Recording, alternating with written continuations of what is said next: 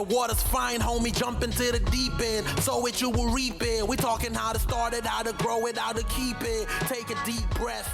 You are now rocking with Founder Secrets. Hello, hello. Hi. We have Mindie here today. She's an entrepreneuress, and I wanted us to start. We all live in New York. We you sold a company, and let's kick it off with New York City. What are the best parts? And we'll go around the horn on each of these topics we're going to do today on New York, entrepreneurship, and a couple of other surprises. Oh.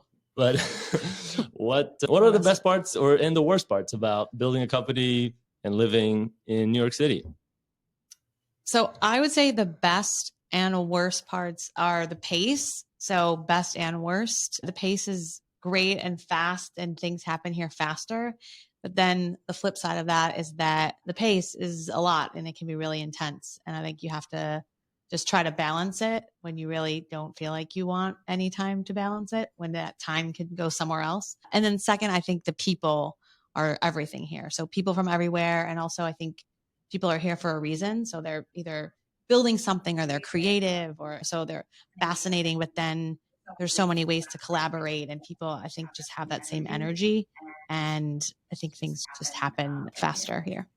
What's the worst part for you in your experience? I'm exhausted at all times. It's just like between work and social and there's a lot of options and keeping up and then actually just like slowing down and actually being okay with slowing down and welcoming it instead of fighting it. It's probably also one of my 2023 resolutions. My only Just to one. go faster? No, to like breathe. Breath is important, supposedly. People tell me. Yeah. So what about you guys? Taylor? I just got in a slight Twitter battle with somebody about this. So I'm from Louisville, and when I was there weren't a lot of big tech companies. And the big tech companies were the ones that had 6 people. And that I wanted to move here because I wanted to be around a lot of that drive and ambition and whatnot that you're talking about. And I think that I got it. Coming here, there's all this fun and excitement and interest. But also, I think the events here are so much better. So the worst tech event in New York is better than an outstanding tech event in Kentucky. In that, so I went to this B2B sales event last week here in the city, and it was okay. But everybody on the panel was from a company you'd heard of and that everybody's heard of. And here they are talking about how they run their sales process and how they do prospecting. I didn't agree with everything they said, but I left there feeling inspired from people who are actually doing work versus people just talking about theory. Like I very much learned from people in experience, like their experiences. And that I think is running a business. I think a big part of what I love about New York. What do I hate or what do I dislike about New York? Pace and kind of wears you down over time. Trash, smells bad. That's really expensive. All those things. Yeah, the rats. But I think it's. Overall, I think it's wonderful. Yeah, we're at Soho Works right now. Where I met Mindie, and we met through. What? I said, you're welcome. It's really Johnny. We should have Johnny on the podcast. But I met you through Yale in New York, right? Yesterday, I went to this Accelerate program thing called Indie Bio, which is only in New York. And again, to your point, met some really cool companies there. So definitely agree with that. But on the bad side, when I lived in North Carolina, I paid $1,000 a month for a townhouse with three bedrooms and 3 baths on the golf course with just an infinite amount of space. And now I actually got a car. Road trip. Where are we going? Flaviu's fancy. Anyone has a car, that's like. And I paid $1,000 a month for just the car to live in New York. And it's like dusty down there in a parking spot. They're like, it's lonely. They're like paying $1,000 just for that. She got scratched in a fight with a car attendant. So that's New York. All right. Next up, VR. Mindie knows all about VR. Is VR real? Is it here? What's your experience? What can we define it first? I think it's here and there. So was your question how to define it? Simplest form is when you put on a headset and you can see content in a 360 degree. It's funny because now people seem to lump together VR, AR, AI. People are like, can you come talk about Web3 and then like crypto? I'm like, no, none of it, some of it, but it's not all one thing. And then now Metaverse has some signs of like early VR. So I think it's when people say, is it here? It's not for everyone. It's not for every company to do. It's not for every consumer to use. But I think for certain companies, it makes sense. And for ones that are like leading innovation, it definitely makes sense to test it and try it. But I don't ever tell any brands like it's here. I think most people in the space are encouraging companies to test it and or jump in if it makes sense. But I think a lot of it's unproven, like other technologies. It's always recommended to at least innovate, but maybe until if you're like KPIs have to be it's proven, then it might not be for you just yet. What's the most compelling business application you've seen? For VR specifically, education, training now with post-COVID workspaces.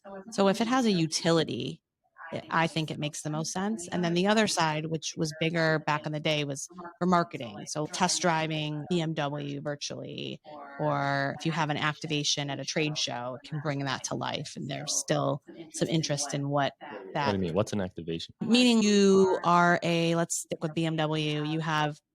You're at a trade show and you have hardware there, you have headsets, so people can come and actually put it on, test drive the vehicle. It gives you like a PR push that you're innovating. So now BMW can be seen as a leader in VR because they've done one piece of content. And then they can use that as an extension at their trade shows or promotions or Fashion Week, whatever partnerships they have. Sometimes it's a good hook. Or it used to be. What do you think about Facebook announced earnings yesterday? They lost, or Meta, I guess now. And I saw a tweet that they lost $4 billion on metaverse things in just the last quarter, I believe. So that's a pretty horrific run rate of losses. Do you think that there's so much hype about VR? There was so much hype about AR. I think there's a lot of now there's a lot of hype around ChatGPT and things like that. Do these things think it lives up to the hype? Or do you think that there's a time when you're like, wow, it's around the corner, or it was really overhyped to begin with? Or what do you think about the hype? I think AI, for example, is very accessible now. And to me, it's all about access and behavior and adoption. So like AR, for example, I think it's such a cool technology. And AR in definition, its simplest form would be like a filter, right? Like an overlay on top of your environment using a smartphone. So sunglasses, like Snap or one of those. So when you can then use the IKEA app and you can see that chair at scale on that wall in your apartment, there's utility, like I said earlier, to that. But do I know anyone that actually uses that or is like using AR functionality on their phones besides filters? Not so much. So I think some of it's still coming, but I look at a lot of these spaces and I always want to know who's making money and when. And even like with Metaverse, with Sandlot and some of those, like people are actually buying real estate in the Metaverse, like real transactions. That's like short term. I invested in one of those, like just recreationally a little bit just to see where it could go. Because to me, like that. You invested in what? In one of those Metaverse land companies. Oh, like when they were early. What's it called? Decentralized? No. Central Upland. Which one did you invest in? Upland. Oh, yeah. There's a bunch of these? Israeli. There's like a few main ones. Like, what do you have in there? I just invested in the company. I didn't actually build a plot of land with a Soho Works or anything. Not yet. What are these? Like when you, karaoke stage actually for me. But when you see these like virtual, I don't know much about them. So what is like a Decentraland or these kind of, what are they? Okay. Do you know what a DAO is? Decentralized Autonomous Organization. You know what's so funny? I didn't even actually like think of what it stands for. But like, I'm so impressed. What does he win? Do you want half of my cold coffee? All right. Yeah. So there's these sports DAOs, right? And again, some of this, like I'm learning a lot of this. People claim to be an expert in, and something will come out Monday that's new that then someone else is an expert in. So as long as you're following it and you can interpret it in your own way and make it relevant to you. There's a DAO for golf course. So it's like all these people can become members and have digital ownership in piece, like a virtual fan club kind of thing. And they can actually have, they use the word equity, they can have like a piece of whatever this golf course is. So as it becomes something bigger, they're part of those decisions of how that will play out and what that will look like. And so those things are popping up.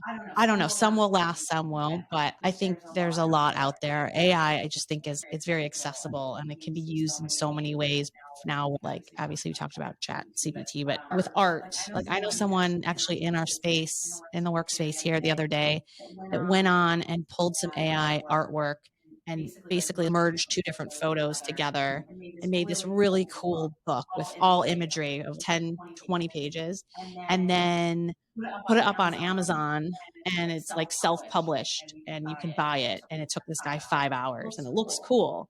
And he like gave credit where it was due. But I think there's AI. I have a friend who works for a company that does like legal AI, and they like comb through millions of records and saves a lot of time. And it's not going to replace the like strategic roles that they have, but it's definitely going to help augment them. So I think there's like all these things are happening, and I just think people can get overwhelmed, but I just think read the headlines, think of how it can relate to your business or you personally, and then decide.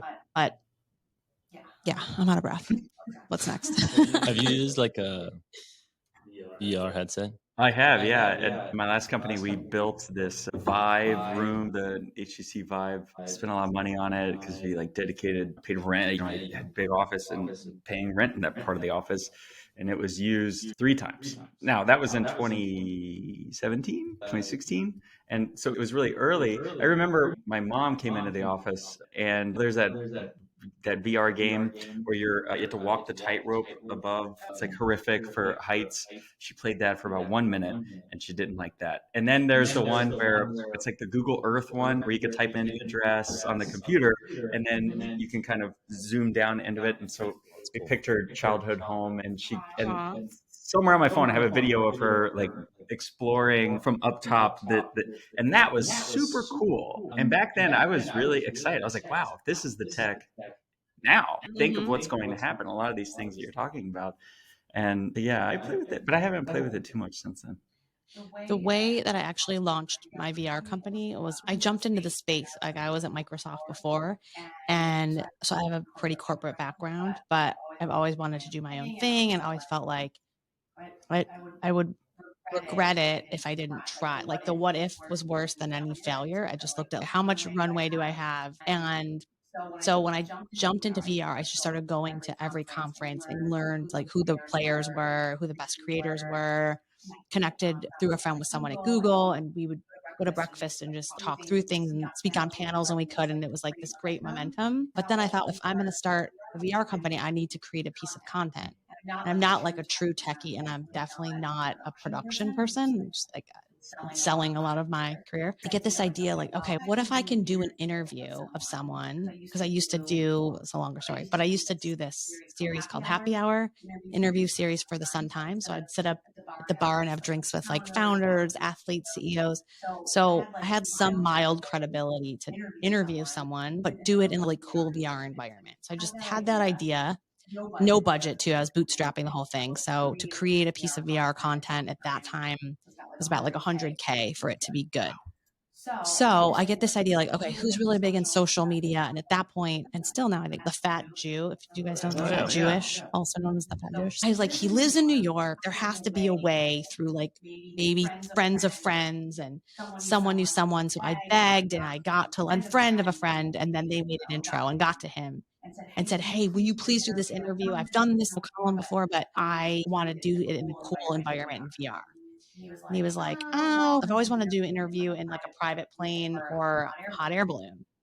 And I was like, okay, I will test my fear of heights and I will rent a hot air balloon and do this interview if you promise to do it. And he's like, it's on. So step 1, I get that. Check. I have him. He's committed. Step 2 was, okay, now I need distribution. Like, where will this live? And at the time, Entrepreneur, like entrepreneur.com, Entrepreneur Media, it wasn't a 360 player. They had a 180, I think, a player that was, if you have a headset, you could watch it. But if you're just watching it on your screen, it would at least show you like different views. So they had a creator network that some publishers still have. Like I think Forbes has one still.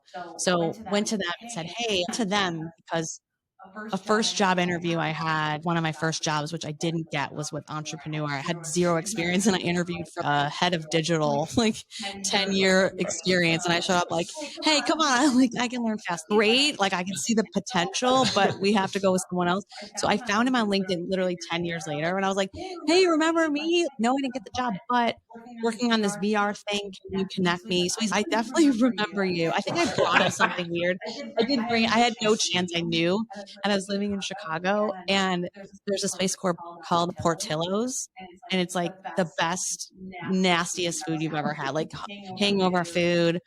And so they have this like famous chocolate cake. It's made with mayonnaise. No one needs to know that part, but it's like the best thing you've ever had. And so I brought him literally like a 10-pound cake. My mom was in sales and she just bring them something. So I was like, that's interesting. So crazy enough, shockingly, I did not get the job, but he remembered the chocolate cake. Oh, so the interview that you didn't get. Yeah. So I do remember you and the chocolate cake. And yeah, talk to this person. So then I talked to that person and said, hey, I have the fat Jew. He's a non-traditional entrepreneur because has millions of followers and he has this rosé brand called White Girl Rosé that he has since sold to AB, to Anheuser-Busch, and made millions of dollars. They said, okay. I said, will you feature this on like the front of the homepage if I do this? They said, yes. So now I have the talent and now I have the distribution. So then I went to the best production company in VR at the time and said, hey, I have these two things. Will you shoot it for free? And they said, yes, but you have to tag us and everything. Okay. That's how I did it. So we flew out to LA, got up in the hot air balloon. It was so scary. And we were holding hands, like sweating all the way up, and then did the interview. And then I put it out like right before ad week. And it was great timing because a lot of my clients from Microsoft were there and they were like, what is this VR AR thing you're doing? What's VR anyway? Like, should I do it? So then I started this basically a consultancy of just me at the time first, and would go in and train and consult on the space as a marketer. So I didn't walk in there and say, I grew up in this space because it was still new, but I went in there knowing that there was a gap between, from what I heard from different CEOs, was like, a lot of production companies are coming to us, but they're talking in like product and quality of the product. They're not talking to us about what competitors are doing, what good content is, what it should cost. And so I kind of like carved something out based on that. So a lot of research, and then it was just pure like Scrappy and bagging. Wait, so you recorded an interview in a hot air balloon? Yeah. With VR cameras? Is that what it was? So VR cameras look like this. Like they have a million different lenses. So it was a team from this VR production company, me, the fat Jew. I think his girlfriend at the time even came up with us. We had way too many people on the balloon. There's a picture and there's 20 people and I'm Throw like, some sandbags out. yeah, it was landing. I didn't know this, but when you land in a hot air balloon, it's just like, all right, let's just look for a spot, and you just tumble over. There's no like science to risk my life for this company. And yeah, but I just say all that to say I had no background in it. I had definitely no funding at the time, and nor did I want to take it on. I was starting to go to a lot of C events and dinners and things, and that's when the space was hot. It was like 7 years ago. So anyone would take a meeting with you, like VC or a CEO, but it was so uncertain. And when certain launches, like hardware launches, would be delayed, it was really scary to be a startup when you have no control over anything in emerging tech and when things launch and don't launch. I didn't want to take on any funding because it was too scary. It was already scary enough just doing it on my own. I love it. Got all that? I was wondering, that's such a great playbook. I think it can be applied. So I'm wondering, like, what is today's technology that you could use that playbook and launch today? What would you do? Well, I love scrappy stories like that. Like I love you use the talents and skills that one has or the connections, but it sounds like you didn't even necessarily have, these weren't like deep connections. You took a risk and asked for favors and then pieced all these things together. To me, there's ChatGPT I don't think it's going to change the world the way some do, but I think it's very hot right now. It's the equivalent of what you're talking about. And it seems like there are a lot of opportunities. It feels like there are big media opportunities, so the things that capture the news, but it also feels, you said this earlier, I think a lot of business people are thinking to themselves, I read about this in the news, how does this apply to my business? And I think there's so much opportunity to just show people how the prompts work, or how the generative images that you were talking about. Hey, let me show you what I did in 5 hours. Here's how you do it. And I think people would sit through a seminar of that or something like that, and then brainstorming, kind of breakout groups around business people talking about how would you do this in your business? How would you do it in your business? I don't know. Yeah, I love that. You said experts that, what'd you call it? They learn it on Monday and they're like experts by Wednesday. What did you say? Yeah, probably that. I just think, there's a big opportunity in that. And I think specifically applied to a particular segment. Like for us in healthcare, everybody in healthcare is, oh my God, how's AI going to affect this? And a lot of these tools have been around for years, but because of what they read about ChatGPT and what's happening, they're like, oh my God, all of a sudden this is going to apply to me. And so even though the technology innovation wasn't great, VR's been around also for a long time, but there's some of these moments in time where there's a spark. I think, I don't even think about this. I want to learn more about AI, and I have a lot of trouble doing it because it seems like information so sparse on the core kind of technology piece. So I'm like, oh, why doesn't someone start a podcast, a newsletter, anything that summarizes or aggregates information for somebody like me? And I thought, I should do it. You know what I think is funny? We won this project with Toyota in 2015, and we did this big, in my last company, and we did this big survey. We were talking, and what we found out is that we were on the business to business side of Toyota, so the forklift side. And the Toyota people were talking about the Amazonification of the B2B industrial world. And I thought that was such a silly thing at the time. But it was very interesting because that's when Prime was really taking off. And consumers knew, hey, if I buy this cable on Amazon, it shows up to my house 2 days later. But when I go to work and I order this lamp from Grainger or some industrial, why does it take 3 weeks to show up? Like, it's the same stuff. Like, why, if I'm at work, does it take so much longer than when I'm at home and I just buy it on Amazon? And they were like, hey, we as Toyota need to change. We need to allow 2 days because consumers are getting used to it. I think of this because yesterday, a potential client of mine, and we use some AI in our business, told me no. They were like, hey, we did your trial, but we're not moving forward because I thought your AI would cut out more stuff. They have no idea what they just said. Like when they say, I thought your AI would cut out more, but they're watching the news and they're reading the news and they think the AI can do anything. And so they're like, oh, I thought it would be like custom crafted to me. And it feels like a similar moment to where Amazon trained everybody that 2 days later, this microphone would show up. And I wonder if all the news headlines and everything else about AI is convincing people that AI can take over the world. Therefore, this software should be adapted to my needs or what have you. All right, quick stop on augmented reality because I wanted to ask you guys. I was really into Pokemon Go for a little bit. You would be. And I don't know if you guys can tell, but I'm actually taking a picture of you right now. Oh. You weren't even able to tell. I did notice them earlier. I was just going to tell you I liked them. I didn't know they had the flare in them. I'm taking a video, and I had to dust them off because I haven't used them in a year. When did you, wait, how much are those? They're expensive. They're like $250 or something. I mean, yeah. It's not crazy expensive. Yeah, that's how much normal glasses are, I feel like. Well, that's they make you look smarter too. Thanks, guys. Use that. That's all I really wanted for this segment. Just compliments on these glasses. Wait, so what do they do? You just took a picture. I like the video. I'm taking a 30-second video right now. And look, I really got excited because in our world, it'd be great if I put this on a pharmacist or a technician's face and be able to detect things, learn things.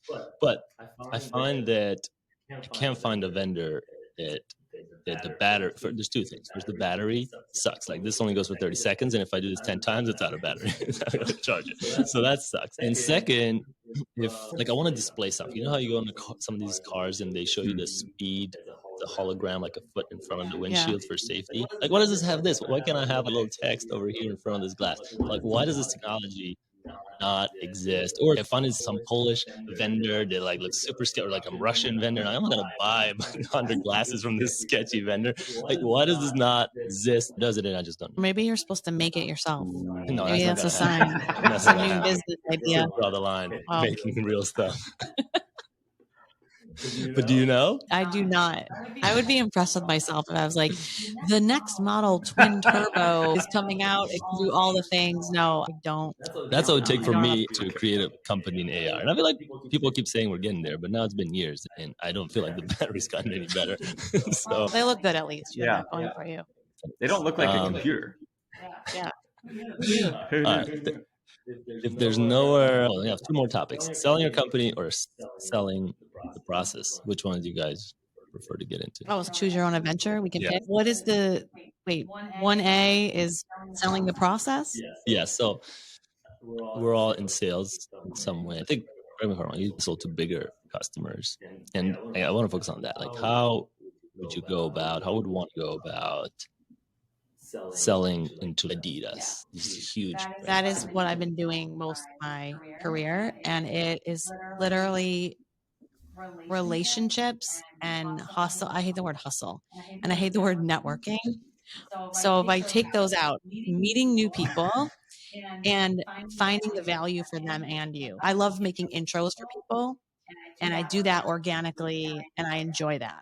That said, 2 years later, if I walk on your door, I would hope that you would do the same. So it's never like I'm doing this and then now you need to do this for me. But the relationships I have over the years have been either like partnerships or friendships. And I always like the good news. I think one of the only beautiful things of getting older is like people get in higher roles. So wait, this guy I went to college with is a CMO at Nike or what? Great. I'm going to call that guy blackmail or he owes me a favor or whatever. I'm kidding. But I use LinkedIn a ton. And it's not like cold calling or cold emailing. It's just I'll look and see, like for me at this stage, ideally, the roles I try to connect with are like heads of media or CMOs or of Fortune 500 brands. So the good news is once you've sold to them or worked with them or worked for them for a while, you get to know, like you see a lot of the same people at conferences and then they land somewhere else or you're somewhere else. Or if someone's speaking on a panel and they're interesting, you go up. But I use in the way that I'll see who network is connected to and see, I see that you're connected to this. Can you make an intro? And I literally send them the blurb because I think it doesn't sound like a big deal, but it really is if you're asking someone to do something for you. And I've been on both sides. Same with finding a new job. I love to mention that, especially with what's going on now. If people are looking, I used to do it wrong where I would think of who are the most dialed in people I know. Okay, I'm going to go for coffee with them. And then we talk about what I'm looking for and who they know. And I'd be like, know me now. If something comes across, like you hear anything, let me know. And then what I unintentionally have done is like, I put my search on them. And by the way, who really in a given day, like knows about open roles at interesting companies. So I'd be like, I never heard from them. And I'd follow up anything. I don't know. So now, or many years ago, what I started doing was I would just do the reverse. I'd find an open role. Let's say I have like top 3 companies I want to work for or companies I want to get to if I'm trying to partner on something.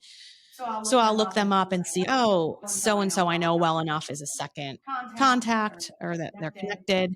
So I'll reach out to them and say, hey, would you mind connecting? If you know them well enough, here's the blurb. And it's something that's relevant to them, right? And just 2 sentences what the company is. And it's like informal, like, hey, would love to connect. This is what we're doing. Saw you're doing this. And then ideally, the best intro to me is always like, to the person and from the person that I know, and then I'm copied on it. Because a lot of times, and I've done that too, but most of the time I try to copy the other person. If it's like a warranted enough intro, then they can just talk and see. Other ones that are like, I'll just circulate it and you're not copied and you're like, okay, we'll see where that goes. I think, it's twofold. If you're looking for a job, I literally find the role. I would have found the role, copied it, sent it to my friend and say, hey, I saw that Jeff here, Jill there, or whatever. This is an open role. It's 10 years experience. I have exactly that. And then the person knows there's like a budget for it. They're not asking a favor. They're just like sending someone qualified. And all they have to do is forward it and you're done. And same with a sales lead. I'll just make it easy. Like, here's our blurb. I don't even attach like capabilities because I feel like that can be just formal. If ideally the people know each other well enough, I just want the chat. So I'll wait to send something more formal, because then you've made a formal intro and maybe it's just, let's see if we can help each other. You ever send cakes anymore? No, I just eat them myself instead. I think you receive like, cakes. yeah, I receive, yeah, like that. Bribery always helps. Chocolate, preferably. No frosting. What about you? You sold Toyota. That was actually a lot of what you're talking about. So I used to speak about kind of digital marketing, and then people would come up and ask me questions, and I would offer to do work for free. And this woman I did work with for years for free ran marketing for a Toyota dealership. And then Toyota sent a note out to all their dealers saying, hey, if you know anybody that would be good to rebuild our website, let me know. And she put her name in the hat. And I never, and she, yeah, it was bad. It was so bad that she like calls me on a Friday and says, hey, Taylor, I put your name in the hat, but I just found out that you didn't follow up on it. And I said, oh, you were serious? Like, because people say this stuff. I thought it was a joke. It was a joke. Why would they talk to us? And so she said, you need to call them right now. So I hung up the phone. I like her. Oh, she's wonderful. Cool. Lori, shout out. But so I call them, and he's, hey man, it's Friday at 3:30 p.m. He goes, hey man, nice to hear from you. The RFP's due today. I'll send it over to you. And I'm like, all right, I'm not getting this. So he emails it, and he goes, just so you know, if you need a couple extra days, let me know. And then I said, okay. And then I said, hey, I'm going to be in your neighborhood, which I wasn't. Yeah, I'm going to be in your neighborhood. So that happens all the time in Louisville, Kentucky. Like, I'm going to be in your neighborhood. Don't mind me. I'll have binoculars in the bushes this weekend. Yeah, I'm actually outside your house right now. Funny enough, I'm literally right here with a cake.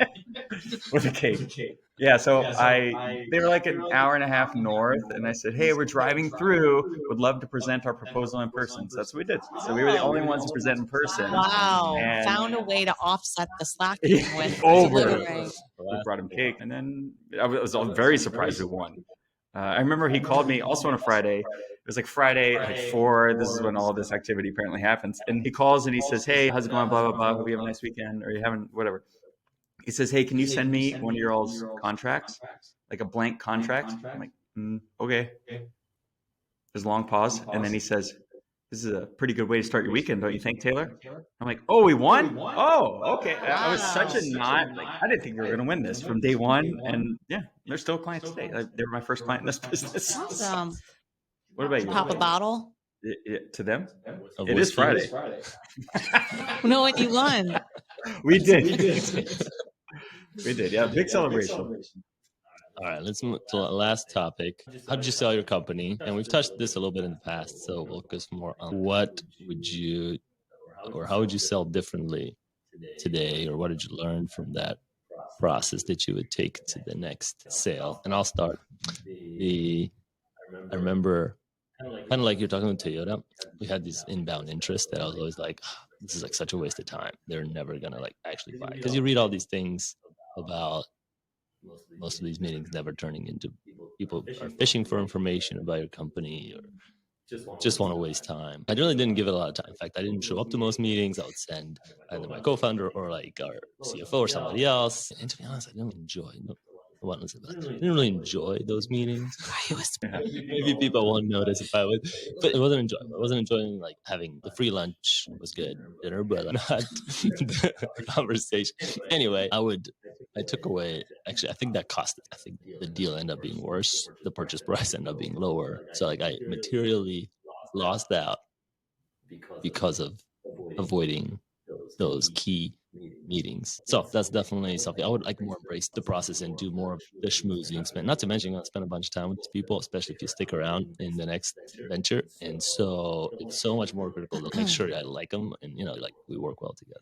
I think that's so important too, because my early days, I worked for Ford and Nissan, and it was very like deep rooted in relationships. I was really young at the time. I'm not saying I'm not now, but basically it was like a first job. And so I just was like absorbing a lot, looking around and being like, oh, the company and some of the vendors and the agencies, like all the kids grew up together.